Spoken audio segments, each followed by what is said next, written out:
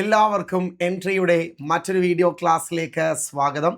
പ്രിയപ്പെട്ട ഉദ്യോഗാർത്ഥികളെ, ഇന്നത്തെ ക്ലാസ്സിൽ നമ്മൾ ചർച്ച ചെയ്യുവാൻ ഉദ്ദേശിക്കുന്ന പ്രധാനപ്പെട്ട ടോപ്പിക്ക് കേട്ടറ്റ് പരീക്ഷയുമായി ബന്ധപ്പെട്ടുള്ള പ്രധാനപ്പെട്ട ക്വസ്റ്റ്യൻസ് ആണ്.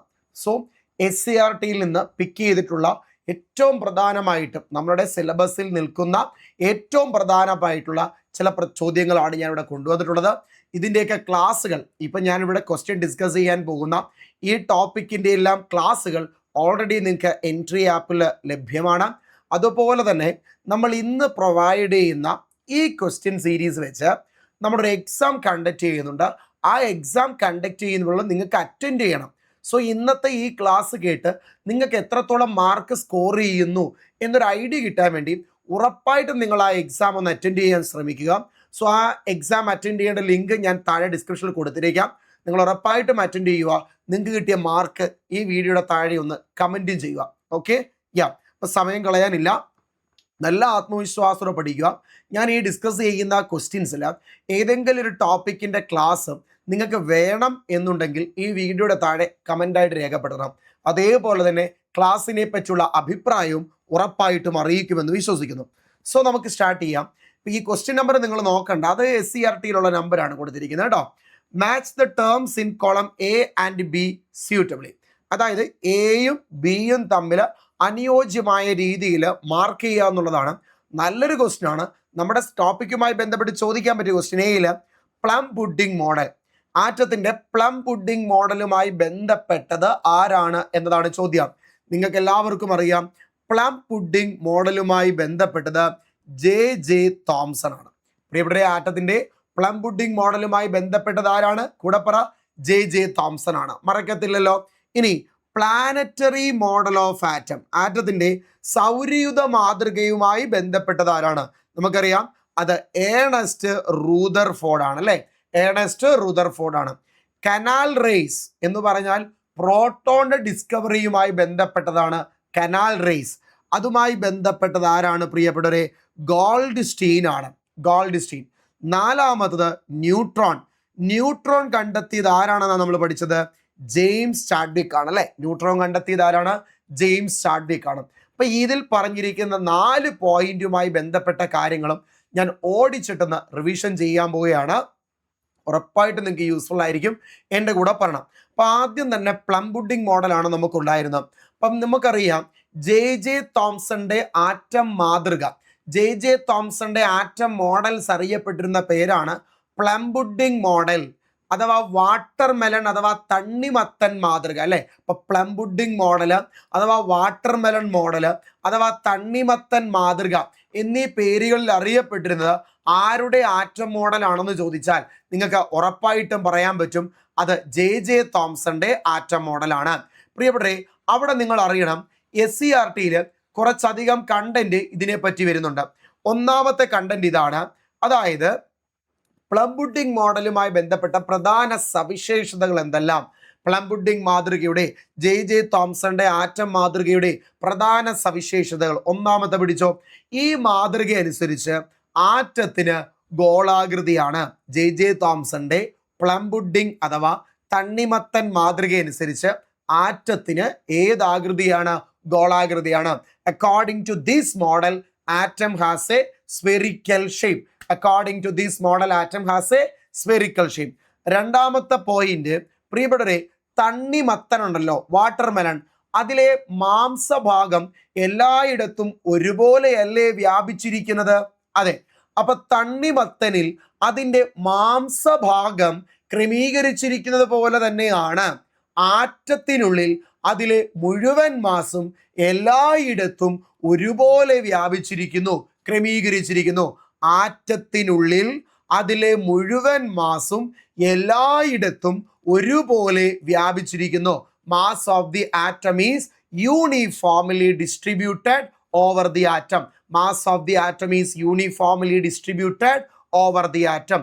ഒരാറ്റത്തിനുള്ളിലെ മുഴുവൻ മാസും എല്ലായിടത്തും ഒരുപോലെ വ്യാപിച്ചിരിക്കുന്നു. അടുത്ത പോയിന്റ്, ഒരാറ്റത്തിലെ മുഴുവൻ പോസിറ്റീവ് ചാർജും എല്ലായിടത്തും ഒരുപോലെയാണ് ക്രമീകരിച്ചിരിക്കുന്നത്. Positive charge of the atom is uniformly distributed. Positive charge of the atom is uniformly distributed. So നമ്മൾ പഠിക്കുന്നത് ജെ തോംസന്റെ ആറ്റം മാതൃകയാണ്. ജെ തോംസന്റെ ആറ്റം മാതൃക അറിയപ്പെടുന്ന പേര് പ്ലം പുഡിംഗ് മാതൃക, വാട്ടർമെലൺ മാതൃക എന്ന്, തണ്ണിമത്തൻ മാതൃക എന്നതാണ്. ഈ മാതൃകയുടെ പ്രധാനപ്പെട്ട സവിശേഷതകൾ, പോസ്റ്റുലേറ്റ്സ് എന്തൊക്കെയാണെന്ന് ചോദിച്ചാൽ, ഈ മാതൃക അനുസരിച്ച് ആറ്റത്തിന് ഗോളാകൃതിയാണ്. According to this model atom has a spherical shape. രണ്ടാമത്തെ പോയിന്റ്, തണ്ണിമത്തനിൽ മാംസഭാഗം ഇരിക്കുന്നത് പോലെ ഒരാറ്റത്തിലെ എല്ലാ മാസും എല്ലായിടത്തും ഒരുപോലെയാണ് ക്രമീകരിച്ചിരിക്കുന്നത്. Mass of the atom is uniformly distributed over the atom. അടുത്ത പോയിന്റ്, പോസിറ്റീവ് ചാർജും എല്ലായിടത്തും ഒരുപോലെയാണ് ക്രമീകരിച്ചിരിക്കുന്നത്. Positive charge of the atom is uniformly distributed. പ്രിയപ്പെട്ടവരെ, അടുത്ത പോയിന്റ് ആണ് ഏറ്റവും ഇമ്പോർട്ടൻറ്റ്, കേൾക്കണേ. തണ്ണിമത്തനിൽ അതിലെ അരികൾ ക്രമീകരിച്ചിരിക്കുന്നത് പോലെ, തണ്ണിമത്തനിൽ അതിലെ അരികൾ ക്രമീകരിച്ചിരിക്കുന്നത് പോലെയാണ് ആറ്റത്തിനുള്ളിൽ ഇലക്ട്രോണുകളും ക്രമീകരിച്ചിരിക്കുന്നത്. ഹൃദയം കൊണ്ട് കേക്ക്.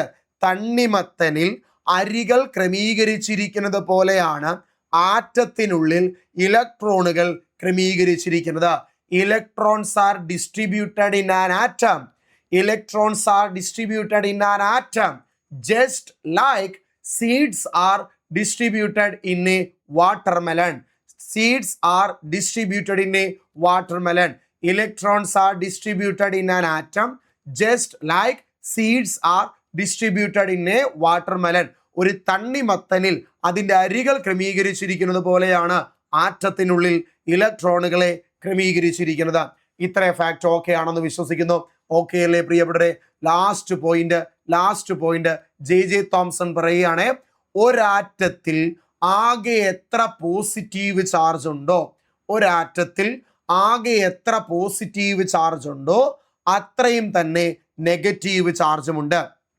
പ്രിയപ്പെട്ടവരെ, ഒരാറ്റത്തിൽ ആകെ എത്ര പോസിറ്റീവ് ചാർജ് ഉണ്ടോ അത്രയും തന്നെ നെഗറ്റീവ് ചാർജും കാണപ്പെടുന്നു.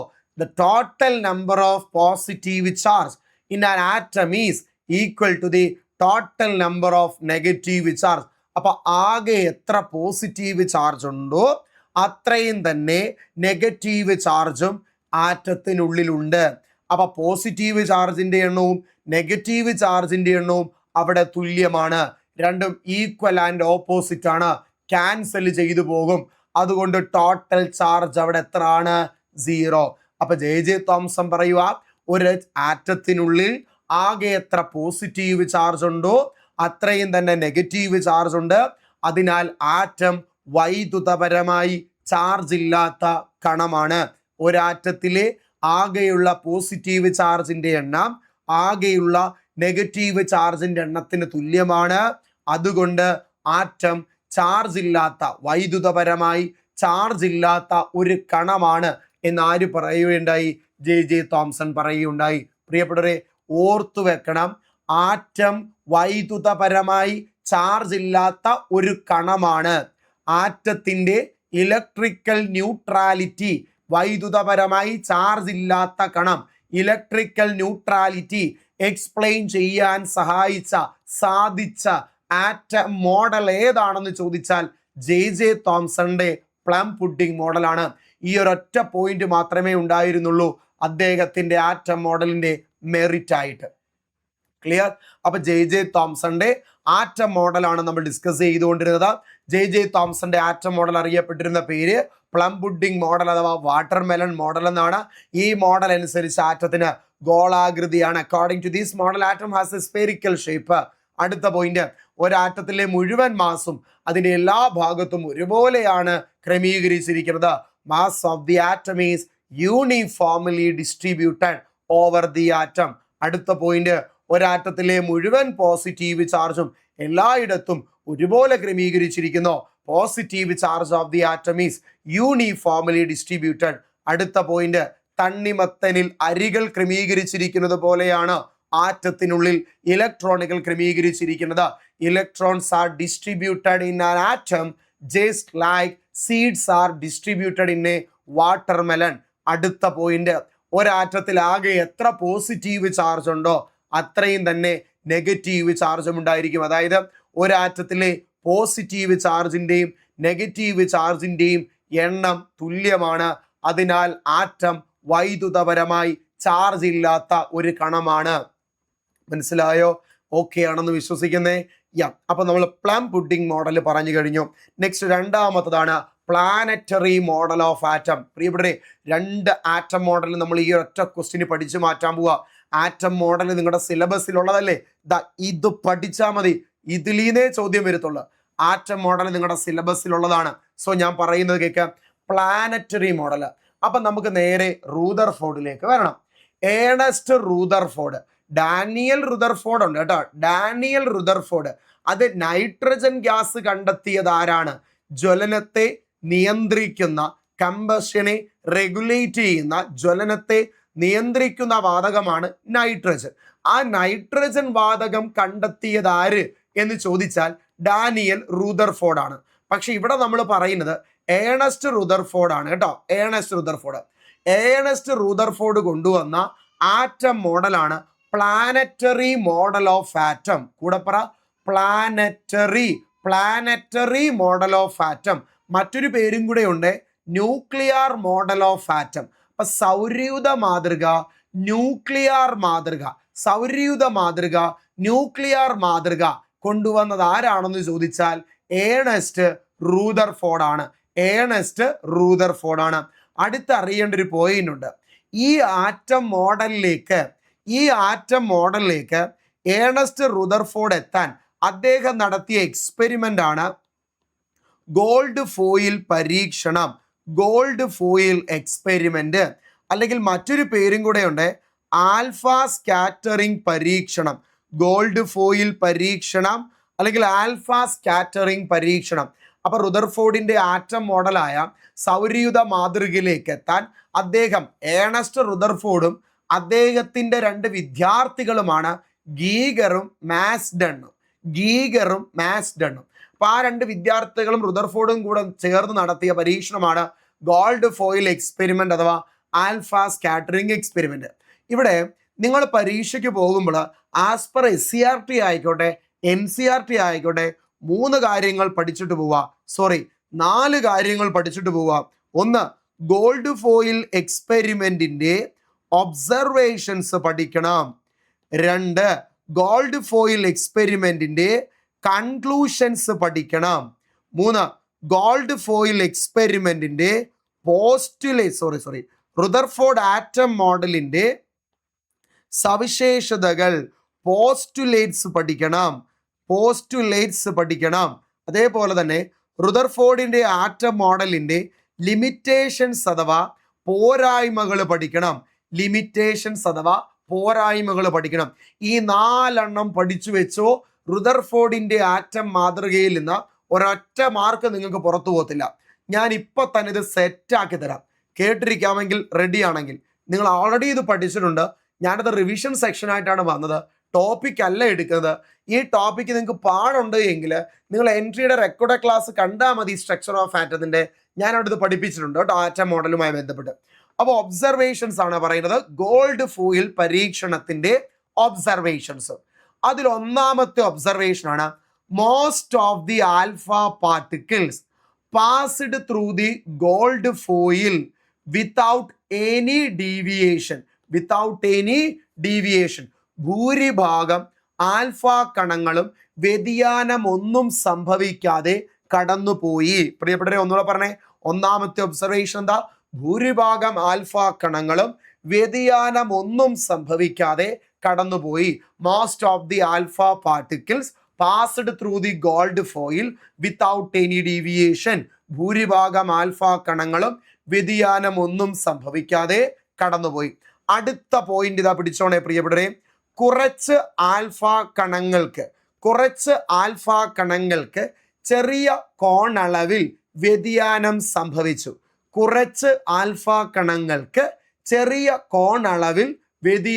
സംഭവിച്ചു. ഇങ്ങനെ പറയാം, small amount of alpha particles deviated by small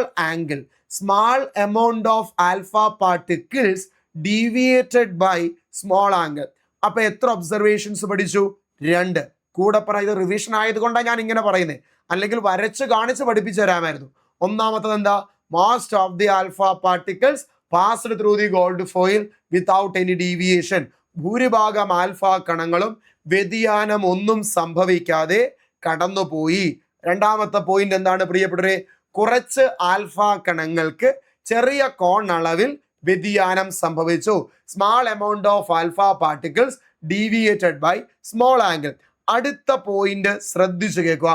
അടുത്ത പോയിന്റ് എ വെരി ഫ്യൂ എന്ന് വെച്ചാൽ അർത്ഥം വളരെ വളരെ വളരെ കുറച്ച്. അതിൽ ടെക്സ്റ്റ് ബുക്കിൽ ഒരു കണക്ക് പറയുന്നുണ്ട്, 20,000 ആൽഫ റേസ് വന്നാൽ അതിൽ ഒരെണ്ണം മാത്രം. 20,000 ആൽഫ റേസ് വന്നാൽ അതിൽ ഒരെണ്ണം മാത്രം. അപ്പൊ വളരെ വളരെ വളരെ കുറച്ച് alpha rays, a very few alpha particles bounced back by nearly 180 degree. വളരെ കുറച്ച് ആൽഫ കണങ്ങൾ ഗോൾഡ് ഫോയിൽ വന്ന് തട്ടുന്നു, തട്ടിയിട്ട് 180 ഡിഗ്രിയിൽ തന്നെ തിരിച്ചു പോകുന്നു. മനസ്സിലായോ? വളരെ കുറച്ച് ആൽഫ കണങ്ങൾക്ക് 180 ഡിഗ്രിയിൽ വ്യതിചലിച്ചു പോകുന്നു. 3 ഒബ്സർവേഷൻസ് മാത്രം ഹൃദയത്തിൽ എഴുതി സൂക്ഷിക്കുക. ഒന്നാമത്തത് എന്തായിരുന്നു? Most of the alpha particles passed through the gold foil without any deviation. ഭൂരിഭാഗം ആൽഫ കണങ്ങളും വ്യതിയാനം ഒന്നും സംഭവിക്കാതെ കടന്നുപോയി. രണ്ടാമത്തെ എന്താ നമ്മൾ പഠിച്ചത്? കുറച്ച് ആൽഫ കണങ്ങൾക്ക് ചെറിയ കോണളവിൽ വ്യതിയാനം സംഭവിച്ചു. അല്ലേ? ഞാൻ വേണേ വരച്ച് കാണിച്ചു തരാം. ഇതൊരു ആറ്റമാണെന്നിരിക്കട്ടെ. ഇതൊരു ആറ്റമാണെങ്കിൽ ഇവിടെ ഭൂരിഭാഗം ആൽഫ കണങ്ങളും വ്യതിയാനം ഒന്നും സംഭവിക്കാതെ കടന്നുപോയി. ഭൂരിഭാഗം ആൽഫ കണങ്ങളും വ്യതിയാനം ഒന്നും സംഭവിക്കാതെ കടന്നുപോയി. കണ്ടല്ലോ? യാ, കണ്ടേ? കുറച്ച് ആൽഫ കണങ്ങൾക്ക് ചെറിയ കോണളവിൽ എന്ത് സംഭവിച്ചു? കുറച്ച് ആൽഫ കണങ്ങൾക്ക് ചെറിയ കോണളവിൽ വ്യതിയാനം സംഭവിച്ചു. കുറച്ച് ആൽഫ കണങ്ങൾക്ക് ചെറിയ കോണളവിൽ വ്യതിയാനം സംഭവിച്ചു. റെഡി? കുറച്ച് ആൽഫ കണങ്ങൾക്ക് ചെറിയ കോണളവിൽ വ്യതിയാനം സംഭവിച്ചു. അടുത്ത പോയിന്റ് കേൾക്കണേ. വളരെ വളരെ കുറച്ച് ആൽഫ കണങ്ങൾ വന്നു 180 ഡിഗ്രിയിൽ തിരിച്ചുപോയി. ഇത്രയുമാണ് നടന്ന സംഭവം. ഭൂരിഭാഗം ആൽഫ കണങ്ങളും വ്യതിയാനം ഒന്നും സംഭവിക്കാതെ കടന്നുപോയി. കുറച്ച് ആൽഫ കണങ്ങൾക്ക് ചെറിയ തോതിൽ വ്യതിയാനം സംഭവിച്ചു. അതേപോലെ തന്നെ വളരെ കുറച്ച് ആൽഫ കണങ്ങൾക്ക് 180 ഡിഗ്രിയിൽ വ്യതിയാനം സംഭവിച്ചു. ഇനി ഇതിന്റെ റീസൺ, അതാണ് കൺക്ലൂഷൻ എന്ന് പറഞ്ഞ് നമ്മൾ പഠിക്കുന്നത്. റീസൺ എന്താണെന്ന് പറയാം. അപ്പോൾ ഓരോ ഒബ്സർവേഷൻ പറഞ്ഞിട്ട് ഞാൻ അതിന്റെ റീസൺ പറയാം. ഒന്നാമത്തെ ഒബ്സർവേഷൻ എന്തായിരുന്നു പ്രിയപ്പെട്ടവരെ? ഭൂരിഭാഗം ആൽഫ കണങ്ങളും വ്യതിയാനം ഒന്നും സംഭവിക്കാതെ കടന്നുപോയി. അതിൻ്റെ അർത്ഥം ഇതാണ്, ഒരാറ്റത്തിലെ ഭൂരിഭാഗം സ്ഥലവും എന്താണ്? ശൂന്യമാണ്. ഒരാറ്റത്തിലെ ഭൂരിഭാഗം സ്ഥലവും എന്താണ്? ശൂന്യമാണ്. അപ്പൊ ശൂന്യമാണ്. അവിടെ അങ്ങ് ഒന്നുമില്ല, ഇവിടെ അങ്ങ് ഒന്നുമില്ല, ശൂന്യമാ. അതുകൊണ്ടാണ് അവർക്ക് വ്യതിയാനം ഒന്നും സംഭവിക്കാതെ കടന്നുപോയത്. ഇനി അടുത്ത, കുറച്ച് ആൽഫ കണങ്ങൾക്ക് ചെറിയ തോതിൽ വ്യതിയാനം സംഭവിച്ചു. അതിൻ്റെ റീസൺ എന്താണെന്ന് ഞാൻ ഇപ്പം തന്നെ പറഞ്ഞുതരാം. ഏറ്റവും എളുപ്പത്തിൽ ഞാൻ പഠിപ്പിച്ചു തരാം. റെഡി ആയിട്ട് കേട്ടിരിക്കണം. സംശയം എന്തെങ്കിലും ഉണ്ടെങ്കിൽ എൻ്റെ അടുത്ത് ചോദിക്കണം. അതായത് ഇവിടെ നമ്മൾ ഗോൾഡ് ഫോയിലൂടെ ഏത് കണങ്ങളെയാ കടത്തിവിട്ടത്? ആൽഫ. നിങ്ങൾക്ക് എല്ലാവർക്കും അറിയാം ആൽഫ കണത്തിന്റെ ചാർജ് എന്താണ്? പോസിറ്റീവാ, അല്ലെ?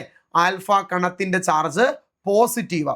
അപ്പൊ ഈ പോസിറ്റീവ് ചാർജ് ഉള്ള ആൽഫ കണം ഇങ്ങനെ വരുവാണേ. പോസിറ്റീവ് ചാർജ് ഉള്ള ആൽഫ കണം ഇങ്ങനെ വരുവാണേ. ഇവിടെ എത്തിയപ്പോൾ കാണാൻ പ്രിയപ്പെട്ടവരെ, ദാ ഇവിടെ പോസിറ്റീവ് ചാർജിന്റെ പ്രസൻസ് ഉണ്ട്. കണ്ടല്ലോ? പോസിറ്റീവ് ചാർജിന്റെ പ്രസൻസ് ഉണ്ട്. എവിടായിട്ടാ പോസിറ്റീവ് ചാർജിന്റെ പ്രസൻസ്? ദാ ഇവിടെ ആയിട്ട് പോസിറ്റീവ് ചാർജിന്റെ പ്രസൻസ് ഉണ്ട്. അപ്പൊ ഈ പോസിറ്റീവ് ചാർജ് ഉള്ള ആൽഫ കണം ഇങ്ങനെ വരിക.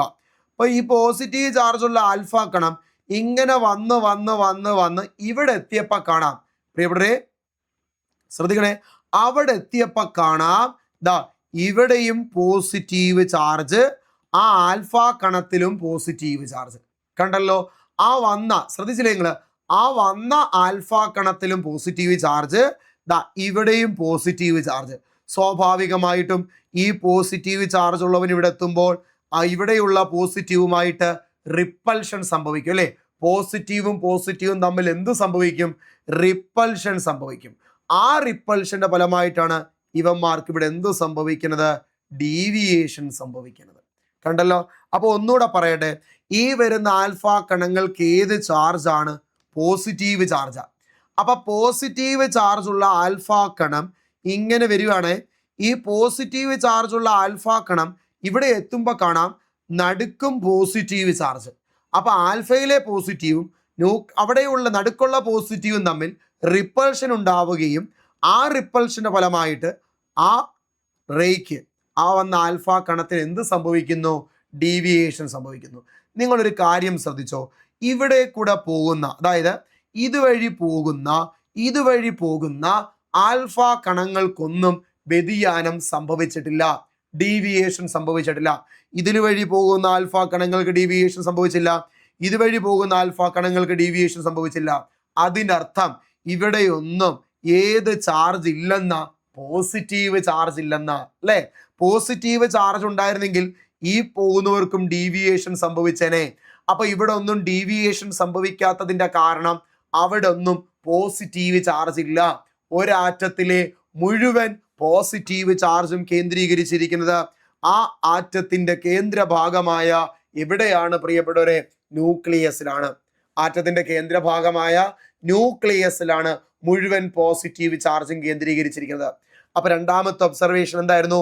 ചെറിയ കോണളവിൽ, കുറച്ച് ആൽഫ കണങ്ങൾക്ക് ചെറിയ കോണളവിൽ വ്യതിയാനം സംഭവിച്ചു. അതിന്റെ റീസൺ ഒരാറ്റത്തിലെ മുഴുവൻ പോസിറ്റീവ് ചാർജും കേന്ദ്രീകരിച്ചിരിക്കുന്നത് ആ ആറ്റത്തിന്റെ കേന്ദ്രഭാഗമായ ന്യൂക്ലിയസിലായതുകൊണ്ടാണ്. ഇനിയും മൂന്നാമത്തെ ഒബ്സർവേഷൻ നിങ്ങളുടെ മനസ്സിലേക്ക് വന്നോ? എന്തായിരുന്നു പ്രിയപ്പെട്ടവരെ മൂന്നാമത്തെ ഒബ്സർവേഷൻ? വളരെ വളരെ വളരെ കുറച്ച് ആൽഫ കണങ്ങൾ, അതായത് ഏകദേശം 20,000 ആൽഫ റേസ് ഒറ്റയടിക്ക് വരുവാണെങ്കിൽ അതിൽ ഒരെണ്ണത്തിന് മാത്രം, അപ്പൊ നിങ്ങൾക്ക് ഊഹിക്കാം എണ്ണം എത്ര ആണ് അല്ലെ? വളരെ വളരെ കുറച്ച് ആൽഫ കണങ്ങൾക്ക് 180 ഡിഗ്രിയിൽ വ്യതിയാനം സംഭവിക്കുന്നു. A very few alpha particles bounced back by nearly എത്ര ഡിഗ്രി? 180 ഡിഗ്രി. അതിന്റെ റീസൺ എന്താണെന്ന് ഞാൻ പറഞ്ഞുതരാം. നിങ്ങൾ കേട്ടിരിക്കുക. സംശയം എന്തെങ്കിലും ഉണ്ടെങ്കിൽ നിങ്ങൾ എൻ്റെ അടുത്ത് ചോദിക്കണം. പ്രിയപ്പെട്ടവരെ, ഈ ചുവന്ന ആൽഫ റേസ്, ആ ഓറഞ്ച് കളറിൽ വരച്ചിരിക്കുന്ന ആൽഫ റേസ് കറക്റ്റ് ആ ന്യൂക്ലിയസിന്റെ നേരെയല്ലേ വന്നിരിക്കുന്നത്? അതെ, ആ ഓറഞ്ച് കളറിൽ വരച്ചിരിക്കുന്ന ആൽഫ റേസ് വരുന്നത് കറക്റ്റ് ആ ന്യൂക്ലിയസിന്റെ നേരെയാണ് വരുന്നത്. ബാക്കിയൊക്കെ ചെറിയ കോണളവിൽ ഡീവിയേറ്റ് ചെയ്തു പോകുന്ന ആ കറുത്ത ലൈനുകൾ നിങ്ങൾ നോക്ക്, അതൊക്കെ പോയിരിക്കുന്നത് ആ ന്യൂക്ലിയസിന്റെ വശത്തിലൂടെയാണ്. ശരിയല്ലേ? അപ്പൊ 180 ഡിഗ്രിയിൽ വ്യതിചലിച്ചു പോയവൻ കറക്റ്റ് ന്യൂക്ലിയസിന്റെ നേരെയാണ് വന്നത്. അങ്ങനെയാണെങ്കിൽ ജസ്റ്റ് നിങ്ങൾ ഇങ്ങനൊന്ന് ഇമാജിൻ ചെയ്തേ പ്രിയപ്പെട്ടവരെ. സപ്പോസ് ഈ ന്യൂക്ലിയസിന്റെ വലിപ്പം ഇത്രയും ആയിരുന്നു എന്നിരിക്കട്ടെ. അഥവാ ഈ ന്യൂക്ലിയസിന്റെ വലിപ്പം എന്ന് പറയുന്നത് ഇപ്പൊ ചെറുതാണ്, അതിനേക്കാൾ ഇത്രയും ആയിരുന്നെങ്കിൽ, ന്യൂക്ലിയസിന്റെ വലിപ്പം ഇത്രയും ആയിരുന്നുവെങ്കിൽ, ആ ഓറഞ്ച് കളറിൽ കാണുന്നത് അത്രയും ന്യൂക്ലിയസ് ആയിരുന്നുവെങ്കിൽ, നിങ്ങളൊന്ന് ഇമാജിൻ ചെയ്തു പറ, ന്യൂക്ലിയസിന് നേരെ വരുന്ന, കറക്റ്റ് നേരെ വരുന്ന ആൽഫ കണങ്ങളുടെ എണ്ണം അപ്പോൾ എന്തു ചെയ്യും? ന്യൂക്ലിയസിന്റെ വലിപ്പം വലുതായിരുന്നുവെങ്കിൽ ആൽഫ കണങ്ങൾ, ന്യൂക്ലിയസിന് നേരെ വരുന്ന ആൽഫ കണങ്ങളുടെ എണ്ണം കൂടും അല്ലെ? ന്യൂക്ലിയസിന് നേരെ വരുന്ന ആൽഫ കണങ്ങളുടെ എണ്ണം അപ്പോൾ കൂടുമ്പോൾ 180 ഡിഗ്രിയിൽ വ്യതിചലിച്ചു പോകുന്നവരുടെ എണ്ണവും എന്തു ചെയ്യും? കൂടും. 180 ഡിഗ്രിയിൽ വ്യതിചലിച്ചു പോകുന്നവരുടെ എണ്ണവും കൂടും. ഇവിടെ 180 ഡിഗ്രിയിൽ വ്യതിചലിച്ചു പോകുന്നവരുടെ എണ്ണം വളരെ വളരെ വളരെ എന്താണ്? കുറവാണ്. അതിനർത്ഥം ന്യൂക്ലിയസിന്റെ നേരെ വരുന്ന, കറക്റ്റ് ന്യൂക്ലിയസിന് നേരെ വരുന്നവരുടെ എണ്ണം വളരെ കുറവാണ്. ന്യൂക്ലിയസിന് നേരെ വരുന്നവരുടെ എണ്ണം കുറയാൻ കാരണം ന്യൂക്ലിയസിന്റെ വലിപ്പം ആറ്റത്തിന്റെ വലിപ്പത്തേക്കാൾ വളരെ വളരെ ചെറുതാണ്. പ്രിയപ്പെട്ടവരെ, ഒരു ക്രിക്കറ്റ് ഗ്രൗണ്ട് നിങ്ങൾ ഇമാജിൻ ചെയ്യും. അതിൻ്റെ സെൻറ്ററിലായിട്ടൊരു ബോൾ കൊണ്ടുവെക്കട്ടെ, റബ്ബർ ബോള്. ആ ബോളാണ് ന്യൂക്ലിയസ്. ഇപ്പൊ ഇമാജിൻ ചെയ്യാൻ പറ്റിയോ ന്യൂക്ലിയസിന്റെ വലിപ്പം? അപ്പൊ വളരെ വളരെ കുറച്ച് ആൽഫ കണങ്ങൾ 180 ഡിഗ്രിയിൽ വ്യതിചലിച്ചു പോകാൻ കാരണം ന്യൂക്ലിയസിന്റെ വലിപ്പം ആറ്റത്തിന്റെ വലിപ്പത്തേക്കാൾ വളരെ ചെറുതാണ്. ഞാൻ ചോദിക്കുന്ന ചോദ്യത്തിന് ഉത്തരം തരണം പ്രിയപ്പെട്ടവരെ. ഗോൾഡ് ഫോയിൽ എക്സ്പെരിമെന്റ് അഥവാ ആൽഫ സ്കാറ്ററിംഗ് എക്സ്പെരിമെന്റിന്റെ ഒബ്സർവേഷൻസ് എന്താണ്? ഒന്ന്, ഭൂരിഭാഗം ആൽഫ കണങ്ങളും വ്യതിയാനം ഒന്നും സംഭവിക്കാതെ കടന്നുപോയി. Most of the alpha particles passed through the gold foil without any deviation. രണ്ടാമത്തത്, കുറച്ച് ആൽഫ കണങ്ങൾ ചെറിയ കോണളവിൽ വ്യതിയാനം സംഭവിച്ചു. Small amount of alpha particles deviated by small angle. അതിന്റെ കാരണം എന്താണ്? ഒരാറ്റത്തിലെ മുഴുവൻ പോസിറ്റീവ് ചാർജും ആ ആറ്റത്തിന്റെ കേന്ദ്രഭാഗമായ ന്യൂക്ലിയസിലാണ് കേന്ദ്രീകരിച്ചിരിക്കുന്നത്. ആ ആറ്റത്തിന്റെ കേന്ദ്രഭാഗമായ ന്യൂക്ലിയസിലാണ് കേന്ദ്രീകരിച്ചിരിക്കുന്നത്. അപ്പൊ അടുത്ത ചോദ്യം, ന്യൂക്ലിയസ് കണ്ടെത്തിയത് ആരാ? ഏണസ്റ്റ് റുദർഫോർഡ് ആണ് കേട്ടോ. ന്യൂക്ലിയസ് കണ്ടെത്തിയത് ഏണസ്റ്റ് റുദർഫോർഡ് ആണ്. അടുത്ത എന്റെ ചോദ്യത്തിന് ഉത്തരം പറ. മൂന്നാമത്തെ ഒബ്സർവേഷൻ എന്തായിരുന്നു? വളരെ വളരെ കുറച്ച് ആൽഫ കണങ്ങൾ 180 ഡിഗ്രിയിൽ വ്യതിചലിച്ചു പോയി. അതിന്റെ കാരണം എന്താണ്? ന്യൂക്ലിയസിന്റെ വലിപ്പം ആറ്റത്തിന്റെ വലിപ്പത്തേക്കാൾ വളരെ ചെറുതാണ്.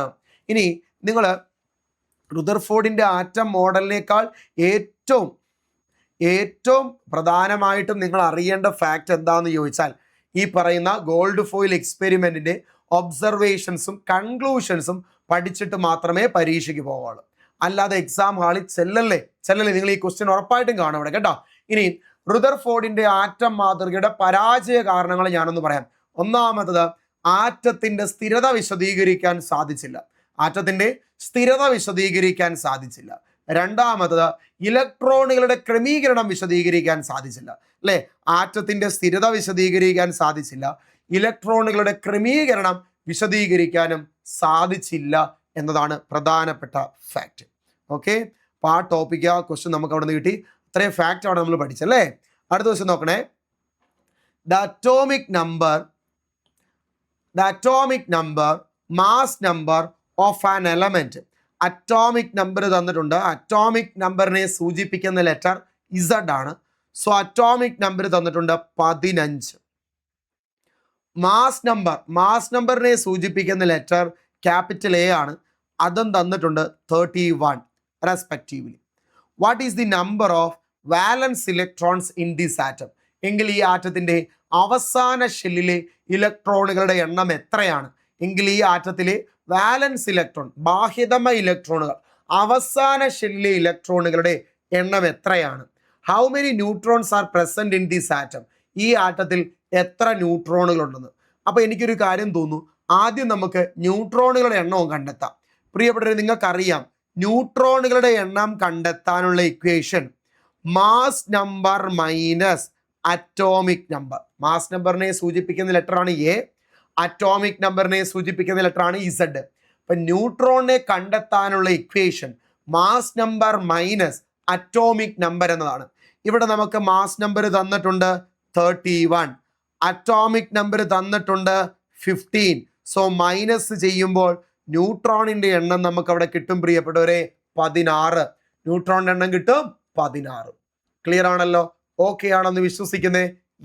അങ്ങനെയാണെന്നുണ്ടെങ്കിൽ നമുക്ക് അടുത്ത ഫാക്റ്റിലേക്ക് പോയാലോ?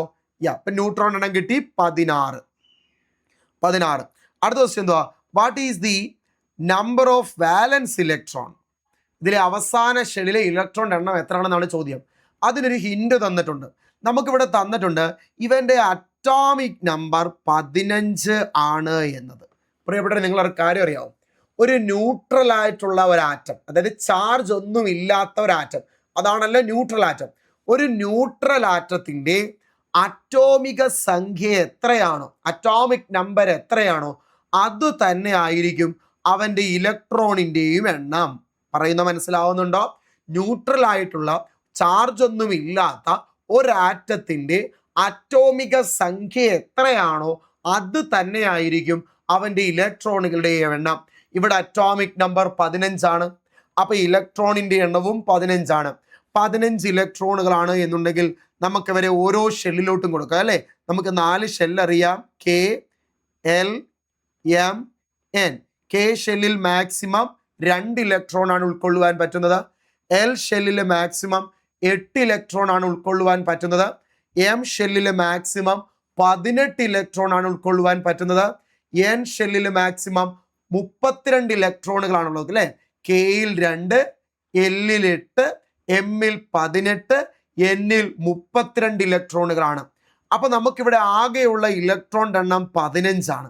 ഇവന്റെ ഇലക്ട്രോൺ വിന്യാസം ഒക്കെ എഴുതാൻ നമ്മൾ ക്ലാസ്സിൽ പഠിപ്പിച്ച 2, 8, 5. 2, 8, 5. നോക്കിപ്പറ, അവസാന ഷെല്ലിൽ എത്ര ഇലക്ട്രോൺ ഉണ്ട്? 5 ഇലക്ട്രോൺ ഉണ്ട്. അവസാന ഷെല്ലിലെ ഇലക്ട്രോണിന്റെ എണ്ണം എത്രയാണ്? 5 ആണ്. അപ്പൊ ഇലക്ട്രോൺ വിന്യാസം എഴുതാൻ നിങ്ങൾ അറിഞ്ഞിട്ട് പോകണം. അത് അറിയത്തില്ലെങ്കിൽ സബ്ഷെൽ ഇലക്ട്രോൺ വിന്യാസവും ഷെൽ ഇലക്ട്രോൺ വിന്യാസവും എഴുതാൻ അറിയണം. അറിയത്തില്ലെങ്കിൽ അതൊന്ന് പറഞ്ഞു തരാൻ അല്ലെങ്കിൽ പഠിപ്പിക്കാൻ വീഡിയോയുടെ താഴെ ഒന്ന് കമന്റ് ചെയ്താൽ മതി, ഞാൻ ക്ലാസ് എടുത്തു തരാം. ഓക്കെ. അപ്പൊ 2, 8, 5 അവസാന ഷെല്ലിലെ ഇലക്ട്രോൺ കിട്ടി. ഇനി ഇത് വെച്ച് നമുക്ക് കുറച്ച് കാര്യങ്ങൾ ഇവിടെ കണ്ടെത്താം. പീരിയഡ് നമ്പർ, ഈ ആറ്റം എത്രാമത്തെ, ഈ മൂലകം എത്രാമത്തെ പീരിയഡിലാണെന്ന് കണ്ടെത്തിയാലോ? പ്രിയപ്പെട്ടവരെ, ഷെൽ ഇലക്ട്രോൺ വിന്യാസം എഴുതിയാൽ പീരിയഡ് നമ്പർ കണ്ടെത്താൻ വളരെ എളുപ്പമാണ്. ആദ്യം എത്ര ഷെൽ ഉണ്ടെന്ന് നോക്കിയാൽ മതി. എണ്ണിക്കോ.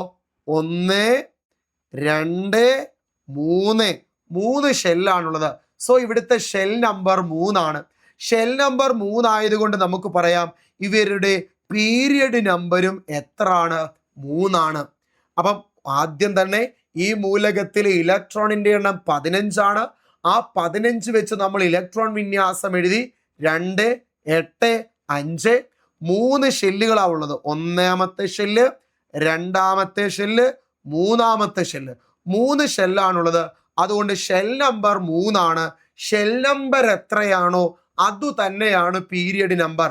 ഷെൽ നമ്പർ 3 ആയതുകൊണ്ട് ഈ മൂലകത്തിന്റെ പീരിയഡ് നമ്പർ 3 ആണ്. ഇനി അടുത്തത് ഗ്രൂപ്പ് നമ്പറുടെ പറഞ്ഞു തരാം. പ്രിയപ്പെട്ട, അതും പഠിക്കാൻ വളരെ എളുപ്പമാണ്. ദാ പിടിച്ചോ. അവസാന ഷെല്ലിൽ വരുന്ന ഇലക്ട്രോണിന്റെ എണ്ണം 1 ആണെങ്കിൽ ഗ്രൂപ്പ് നമ്പർ 1 തന്നെ. അവസാന ഷെല്ലിൽ വരുന്ന ഇലക്ട്രോണിന്റെ എണ്ണം 2 ആണെങ്കിൽ ഗ്രൂപ്പ് നമ്പർ 2 ആണ്. അവസാന ഷെല്ലിൽ വരുമ്പോൾ ഇപ്പൊ ഉദാഹരണം ഇലക്ട്രോൺ വിന്യാസം എഴുതുമ്പോൾ 2, 8, 1. അവസാന ഷെല്ലിൽ വന്ന ഇലക്ട്രോൺ എണ്ണം 1 ആണോ എങ്കിൽ ആ മൂലകത്തിന്റെ ഗ്രൂപ്പ് നമ്പർ 1 ആണ്. ഇനി ഇലക്ട്രോൺ വിന്യാസം എഴുതി 2, 8, 2. അവസാന ഷെല്ലിൽ വന്ന ഇലക്ട്രോണിന്റെ എണ്ണം 2 ആണോ എങ്കിൽ ഗ്രൂപ്പ് നമ്പർ 2 ആയിരിക്കും. ഇപ്പൊ ഉദാഹരണം മഗ്നീഷ്യത്തിന്റെ അറ്റോമിക് നമ്പർ 12. അപ്പോൾ അവന്റെ ഇലക്ട്രോണിന്റെ എണ്ണവും 12 തന്നെ. അങ്ങനെയാണെങ്കിൽ അവന്റെ ഇലക്ട്രോൺ വിന്യാസം 2, 8, 2. ഇലക്ട്രോൺ വിന്യാസം എഴുതിയപ്പോൾ അവസാന ഷെല്ലിലെ ഇലക്ട്രോൺ എണ്ണം എത്ര? 2. അപ്പൊ മഗ്നീഷ്യത്തിന്റെ ഗ്രൂപ്പ് നമ്പർ 2. ഇങ്ങനെ അവസാന ഷെല്ലിൽ 1 വന്നാൽ ഗ്രൂപ്പ് നമ്പർ 1. ഇനി അടുത്ത പോയിന്റ് ആണ് നിങ്ങൾ കേൾക്കേണ്ടത്.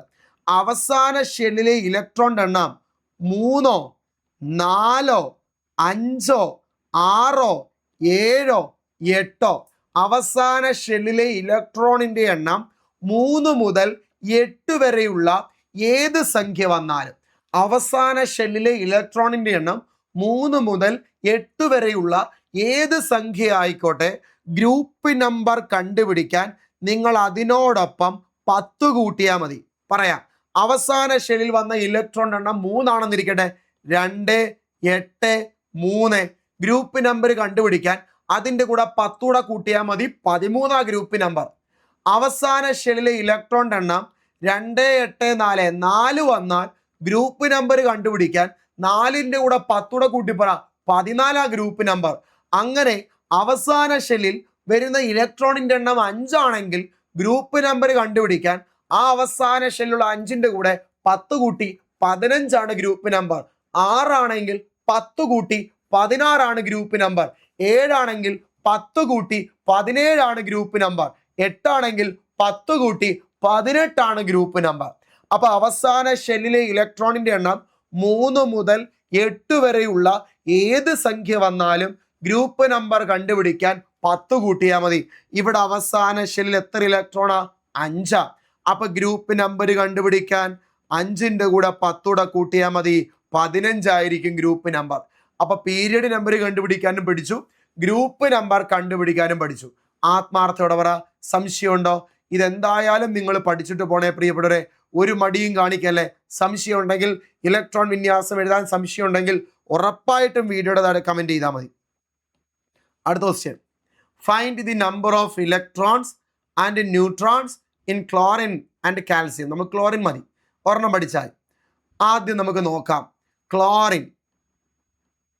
ക്ലോറിൻ്റെ അറ്റത്ത് ദാ ഇവിടെയാണ് അറ്റോമിക് നമ്പർ എഴുതുന്നത് 17, മുകളിലാണ് മാസ് നമ്പർ. അപ്പൊ അറ്റത്ത് അറ്റോമിക് നമ്പർ, മുകളിൽ മാസ് നമ്പർ, അറ്റത്ത് അറ്റോമിക് നമ്പർ, മുകളിൽ മാസ് നമ്പർ. ശ്രദ്ധിച്ചോ പ്രിയപ്പെട്ടവരെ, ഒരു മൂലകത്തിന്റെ അല്ലെങ്കിൽ ഒരു ആറ്റത്തിന്റെ അറ്റോമിക സംഖ്യ എത്രയാണോ, ഒരു ആറ്റത്തിന്റെ അറ്റോമിക സംഖ്യ എത്രയാണോ അത് തന്നെ ആയിരിക്കും അവന്റെ പ്രോട്ടോണിന്റെ എണ്ണം. ഒരാറ്റത്തിന്റെ അറ്റോമിക സംഖ്യ എത്രയാണോ അത് തന്നെ ആയിരിക്കും അവന്റെ പ്രോട്ടോണിന്റെ എണ്ണം. ഇവിടെ അവന്റെ അറ്റോമിക സംഖ്യ നോക്കി എത്രയാ? 17. അപ്പോൾ അവന്റെ പ്രോട്ടോണിന്റെ എണ്ണം 17 തന്നെ. ഇനി അടുത്തത്, ഇവന് ചാർജ് ഒന്നും ഇല്ലല്ലോ, മുകളിൽ മൈനസ് എന്നോ മുകളിൽ പ്ലസ് എന്നോ ചാർജ് ഒന്നും ഇല്ലല്ലോ, ദാ നോക്ക്, ഇല്ല. അപ്പൊ ഇവനൊരു ന്യൂട്രൽ ആയിട്ടുള്ള ആറ്റമാണ്, ചാർജ് ഒന്നും ഇല്ലാത്തൊരാറ്റമാണ്. അതും നിങ്ങൾക്കറിയാം, ചാർജ് ഒന്നും ഇല്ലാത്ത ന്യൂട്രൽ ആയിട്ടുള്ള ഒരാറ്റത്തിന്റെ അറ്റോമിക സംഖ്യ എത്രയാണോ അത് തന്നെയായിരിക്കും അവന്റെ ഇലക്ട്രോണിന്റെയും എണ്ണം. ന്യൂട്രൽ ആയിട്ടുള്ള ഒരാറ്റത്തിന്റെ ഇവിടെ ചാർജ് ഒന്നുമില്ല, അപ്പൊ അവൻ ന്യൂട്രലാ. അപ്പൊ ന്യൂട്രൽ ആയിട്ടുള്ള ഒരാറ്റത്തിന്റെ അറ്റോമിക സംഖ്യ എത്രയാണോ അത് തന്നെ ആയിരിക്കും അവന്റെ ഇലക്ട്രോണിന്റെ എണ്ണം. ഇവിടെ അവന്റെ അറ്റോമിക നമ്പർ എത്ര? 17. അപ്പൊ ഇലക്ട്രോണിന്റെ എണ്ണവും എത്ര തന്നെയാണ്? 17 ആണ്. അടുത്ത ന്യൂട്രോൺ എണ്ണം എങ്ങനെ കണ്ടുപിടിക്കാമെന്ന് തൊട്ട് മുന്നത്തെ ചോദ്യത്തിൽ ഞാൻ ആവർത്തിച്ചു. ന്യൂട്രോൺ എണ്ണം എങ്ങനെയാ കാണുന്നത്? മാസ് നമ്പറിൽ നിന്ന് അറ്റോമിക് നമ്പർ മൈനസ് ചെയ്യുക. മാസ് നമ്പർ 35 ആണ്, അറ്റോമിക് നമ്പർ 17 ആണ്. മൈനസ് ചെയ്യുമ്പോൾ ന്യൂട്രോണിന്റെ എണ്ണം നമുക്ക് കിട്ടി പ്രിയപ്പെട്ടവരെ 18. ഓക്കെ ആണല്ലോ, ക്ലിയർ ആണല്ലോ, സംശയം ഒന്നും തന്നെ ഇല്ല എന്ന് വിശ്വസിക്കുന്നേ. എങ്കിൽ നമുക്ക് അടുത്ത ചോദ്യത്തിലേക്ക് പോകാം. അടുത്ത ചോദ്യം, elements P, Q, R, S are given. Symbols are not real. കുറച്ച് എലമെന്റുകൾ തന്നിട്ടുണ്ട്, അവയുടെ അറ്റോമിക സംഖ്യയും തന്നിട്ടുണ്ട്. സിംബലുകൾ യഥാർത്ഥമല്ല. Write down the electronic configuration of these elements. ഇവരുടെ ഇലക്ട്രോൺ വിന്യാസം എഴുതുക. Which among these are noble gas. ഇതിൽ ഏതൊക്കെയാണ് നോബിൾ ഗ്യാസസ് ആയിട്ട് വരുന്നത് എന്നതാണ് നമുക്ക് ക്വസ്റ്റ്യൻ ഇട്ട ആള് ചോദിച്ചിരിക്കുന്നത്. അപ്പൊ ഇത് എങ്ങനെ ചെയ്യാം എന്ന് ഞാൻ എളുപ്പത്തിൽ പറഞ്ഞുതരാം. അപ്പൊ ആദ്യം തന്നെ നമുക്ക് അവരുടെ ഇലക്ട്രോൺ വിന്യാസം ഒന്ന് എഴുതിയാലോ പ്രിയപ്പെട്ടവരെ? ശരി, സ്റ്റാർട്ട് ചെയ്യുവാണേ. ഇലക്ട്രോൺ വിന്യാസം എഴുതാം. നമുക്കറിയാം 4 ഷെല്ലുകളാണുള്ളത് അല്ലേ? 4 ഷെല്ലുകളാണുള്ളത്. ഒന്ന് കെ എന്ന് പറയുന്ന ഷെല്ല്, അതിൽ മാക്സിമം 2 ഇലക്ട്രോണേ പറ്റത്തുള്ളൂ. എല്ല്, അതിൽ മാക്സിമം 8 എണ്ണേ പറ്റത്തുള്ളൂ. മൂന്നാമത്തെ ഷെല്ലാണ് എം, അതിൽ മാക്സിമം 18 ഇലക്ട്രോണേ പറ്റത്തുള്ളൂ. എൻ, അതിൽ മാക്സിമം 32 ഇലക്ട്രോണുകളാണ് പറ്റുന്നത്. അപ്പം ആദ്യം പി, അറ്റോമിക് നമ്പർ 8 ആണ്. അറ്റോമിക് നമ്പർ 8 എന്ന് പറയുമ്പോൾ അതിലെ ഇലക്ട്രോണിൻ്റെ എണ്ണവും 8 ആണ്. അപ്പോൾ ഈ 8 ഇലക്ട്രോണുകളെയാണ് ഞാൻ ഓരോ ഷെല്ലുകളിലോട്ടും കൊണ്ടുപോകാൻ പോകുന്നത്. അപ്പോൾ ആദ്യത്തെ ഷെല്ല് കെ ആണ്, അതിൽ മാക്സിമം 2 ഇലക്ട്രോണുകളെ ഇരിക്കത്തുള്ളൂ. അപ്പോൾ 8 ഇലക്ട്രോൺ ഉള്ളതിൽ 2 എണ്ണം കയറി, ബാക്കി ഇനി 6 എണ്ണമുണ്ട് അല്ലേ? 8 ഇലക്ട്രോൺ ഉള്ളതിൽ 2 എണ്ണം കയറി, ബാക്കി 6 എണ്ണമുണ്ട്. രണ്ടാമത്തെ ഷെല്ല് എല്ലാണ്. ആ എല്ലിൽ മാക്സിമം 8 വരെ പറ്റും, നമുക്കിനി ബാക്കി 6 എണ്ണമേ ഉള്ളൂ. അപ്പം 8 വരെ മാക്സിമം പറ്റും, നമുക്ക് ബാക്കി 6 എണ്ണമേ ഉള്ളൂ. അപ്പം ധൈര്യമായിട്ട് എഴുതാം 6. ഇവൻ്റെ പീരിയഡ് നമ്പറോടൊന്ന് പറയണേ. പീരിയഡ് നമ്പർ എത്രാമത്തെ പീരിയഡിലാണ് അവൻ? പീരിയഡ് നമ്പർ കണ്ടുപിടിക്കാൻ വളരെ എളുപ്പമാണ്. ഷെല്ലിൻ്റെ എണ്ണം എത്രയാണോ അതുതന്നെയാണ് പീരിയഡ് നമ്പർ. ഇവിടെ എത്ര ഷെല്ലുണ്ട് നോക്ക്? 1, 2, 2 ഷെല്ലേ ഉള്ളൂ. അപ്പോൾ പീരിയഡ് നമ്പർ എത്ര തന്നെ? 2. ഇനി ഗ്രൂപ്പ് നമ്പരോടൊന്ന് പറയണേ പ്രിയപ്പെട്ടവരെ. ഗ്രൂപ്പ് നമ്പർ എങ്ങനെയാ കണ്ടുപിടിക്കുന്നത്? നിങ്ങൾ നോക്ക്, അവസാന ഷെല്ലിലെ ഇലക്ട്രോണിൻ്റെ എണ്ണം 1 ആണെങ്കിൽ ഗ്രൂപ്പ് നമ്പർ 1, അവസാന ഷെല്ലിലെ ഇലക്ട്രോൺ എണ്ണം 2 ആണെങ്കിൽ ഗ്രൂപ്പ് നമ്പർ 2. അവസാന ഷെല്ലിലെ ഇലക്ട്രോൺ എണ്ണം 3 മുതൽ 8 വരെയുള്ള സംഖ്യയാണെങ്കിൽ ഗ്രൂപ്പ് നമ്പർ കണ്ടുപിടിക്കാൻ ആ സംഖ്യയോടൊപ്പം 10 കൂട്ടുക. ഇവിടെ അവസാന ഷെല്ലിൽ 6 ആണ്, ഗ്രൂപ്പ് നമ്പർ 10 കൂടെ കൂട്ടിയാൽ 16 ആണ് ഗ്രൂപ്പ് നമ്പർ. അപ്പൊ പിയുടെ കാര്യം സോൾവ് ആയേ. ഇനി അടുത്തത് ക്യൂവിൻ്റെ അറ്റോമിക് നമ്പർ 10 ആണ് എന്ന് വെച്ചാൽ അതിൽ 10 ഇലക്ട്രോണുകൾ ഉണ്ടെന്നാണ് അർത്ഥം. സോ ആദ്യത്തെ ഷെല്ല് കെ ആണ്, അതിൽ മാക്സിമം 2 ഇലക്ട്രോണുകളെ കയറത്തുള്ളൂ. 10 എണ്ണത്തിൽ 2 എണ്ണം കയറി, ബാക്കി ഇനി 8 എണ്ണമുണ്ട്. രണ്ടാമത്തെ ഷെല്ല് എൽ ആണ്, അതിൽ മാക്സിമം 8 ഇലക്ട്രോൺ വരെ ഇരിക്കും. നമ്മുടെ കയ്യിൽ ഇനി ബാക്കി 8 എണ്ണം കൂടിയേ ഉള്ളൂ. ധൈര്യമായിട്ട് 8 എഴുതാം. പീരിയഡ് നമ്പർ എഴുതാം, 2 ഷെല്ലേ ഉള്ളൂ, അപ്പോൾ പീരിയഡ് നമ്പർ 2 ആണ്. ഗ്രൂപ്പ് നമ്പർ നോക്കാം, അവസാന ഷെല്ലിൽ 8 എണ്ണമാണുള്ളത്. അപ്പൊ ഗ്രൂപ്പ് നമ്പർ കണ്ടുപിടിക്കാൻ 10 കൂടെ കൂട്ടുക, 10 8 18 ആണ് ഗ്രൂപ്പ് നമ്പർ. അടുത്ത എലമെന്റ് നമുക്ക് നോക്കാം. അടുത്ത എലമെന്റ് 6 ആണ് പ്രിയപ്പെട്ടവരെ. അവന്റെ അറ്റോമിക് നമ്പർ 12 ആണ്. 6 ആണ്, അവന്റെ അറ്റോമിക് നമ്പർ 12 ആണ്. സോ അറ്റോമിക് നമ്പർ 12 ആണെങ്കിൽ നമുക്ക് എങ്ങനെ എഴുതാം? അറ്റോമിക് നമ്പർ 12 ആണെങ്കിൽ അവന്റെ ഇലക്ട്രോണിന്റെ എണ്ണവും എത്ര തന്നെ ആയിരിക്കും? 12 ആയിരിക്കും അല്ലെ. അറ്റോമിക് നമ്പർ 12 ആണെങ്കിൽ അവനിലെ ഇലക്ട്രോണിന്റെ എണ്ണവും 12 ആണ്. എങ്കിൽ നമുക്ക് ആ 12 ഇലക്ട്രോണിനെ ഓരോ ഷെല്ലിലോട്ടും കൊടുക്കാം. ആദ്യത്തെ ഷെല്ല് കെ ആണ്, അതിൽ മാക്സിമം 2 വരെ ഇരിക്കും. 12 എണ്ണത്തിൽ 2 എണ്ണം കയറി, 12 എണ്ണത്തിൽ 2 എണ്ണം കയറി, ബാക്കി ഇനി 10 എണ്ണമേ ഉള്ളൂ. ഇനി രണ്ടാമത്തെ ഷെല്ലിലേക്ക് വാ. രണ്ടാമത്തെ ഷെല്ല് എൽ ആണ്, അവിടെ മാക്സിമം 8 എണ്ണമേ ഇരിക്കത്തുള്ളൂ, ബാക്കി 10 ഉണ്ട്. അതിൽ 8 എണ്ണം വരെ പരമാവധി അവിടെ ഇരിക്കത്തുള്ളൂ. ഞാൻ 8 എഴുതി. 8 × 2 ഇപ്പൊ 10 ഇലക്ട്രോൺ ആയി. മൊത്തം 12 ഇലക്ട്രോണാ ഉള്ളത്, 10 എണ്ണമായി. ഇനി 2 എണ്ണം കൂടിയുണ്ട്, അത് നമുക്ക് അടുത്ത ഷെല്ലിൽ കൊടുക്കാം. 3 ഷെല്ലാ ഉള്ളത്. ഷെൽ നമ്പർ 3 ആയതുകൊണ്ട് പീരിയഡ് നമ്പർ 3. ഗ്രൂപ്പ് നമ്പർ നോക്കാം.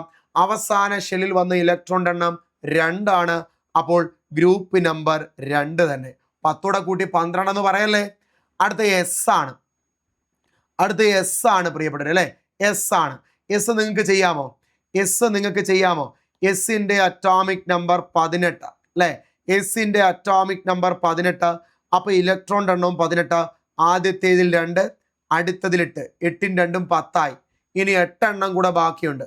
മൂന്നാമത്തെ ഷെല്ലിൽ 18 വരെ പറ്റും, നമുക്കിനി ബാക്കി 8 എണ്ണമേ ഉള്ളൂ. 8 എഴുതി. 3 ഷെല്ലുള്ളത് കൊണ്ട് നമുക്ക് പറയാം തേർഡ് പീരീഡിലാണിത്. അതേപോലെ ഗ്രൂപ്പ് നമ്പർ പറയാം, അവസാന ഷെല്ലിൽ 8 ആണ്. അവസാന ഷെല്ലിൽ 8 വന്നാൽ ഗ്രൂപ്പ് നമ്പർ കണ്ടുപിടിക്കാൻ 10 കൂടെ കൂട്ടിപ്പറ. 8 ഉം 10ഉം ഗ്രൂപ്പ് നമ്പർ 18 ആണ്. ഫാക്ട് ഓക്കെ അല്ലേ പ്രിയപ്പെട്ടവരെ? യാ. അടുത്ത ക്വസ്റ്റ്യൻ എന്തായിരുന്നു? ഇതിൽ ഏതാണ് നോബിൾ ഗ്യാസസ്, അലസവാതകങ്ങൾ? പ്രിയപ്പെട്ടവരെ, അവസാന ഷെല്ലിൽ 8 ഇലക്ട്രോണുകൾ വരുന്നവരെയാണ് നമ്മൾ നോബിൾ ഗ്യാസസ് അഥവാ അലസവാതകങ്ങൾ എന്ന് പറയുന്നത്. ക്യൂവിൻ്റെ അവസാന ഷെല്ലിൽ എത്ര ഇലക്ട്രോണാ? 8. അപ്പൊ ക്യൂ ഒരു അലസവാതകമാ. എസിന്റെ അവസാന ഷെല്ലിൽ നോക്ക്, എസിന്റെ അവസാന ഷെല്ലിലും 8 ഇലക്ട്രോണാ, അപ്പോൾ അവനും അലസവാതകമാണ്. അപ്പൊ ഇതിൽ ഏതൊക്കെയാണ് പ്രിയപ്പെട്ട അലസവാതകങ്ങൾ? ക്യൂവും എസുമാണ്. ഞാൻ ഓരോരുത്തരുടെ ഗ്രൂപ്പ് നമ്പറും ഓരോരുത്തരുടെ പീരിയഡ് നമ്പർ കാണാനും നിങ്ങളെ പഠിപ്പിച്ചിട്ടുണ്ട്. ഇത്രയും കാര്യം ബുദ്ധിമുട്ടില്ല എന്ന് വിശ്വസിക്കുന്നു. സോ നമ്മൾ ഇന്നത്തെ ക്ലാസ്സിൽ ഇത്രയും ചോദ്യങ്ങളാണ് ചെയ്യാൻ ഉദ്ദേശിക്കുന്നത്. അടുത്ത ക്ലാസ്സിൽ ഞാനതിൻ്റെ ബാക്കി ക്വസ്റ്റ്യൻ ആയിട്ട് നിങ്ങളുടെ മുന്നിലേക്ക് വരും. ഈ സെക്ഷൻ നിങ്ങൾക്ക് ഉപകാരപ്പെട്ടു എന്ന് വിശ്വസിക്കുന്നു. ഇത് ഉപകാരപ്പെട്ടു എന്ന വിശ്വാസത്തോടു കൂടി താങ്ക് യു. ക്ലാസ്സിനെ പറ്റിയുള്ള അഭിപ്രായം ഉറപ്പായിട്ടും അറിയിക്കണേ പ്രിയപ്പെട്ടവരെ. ക്ലാസ് മനസ്സിലായിട്ടുണ്ടെന്ന വിശ്വാസത്തോടു കൂടി താങ്ക് യു.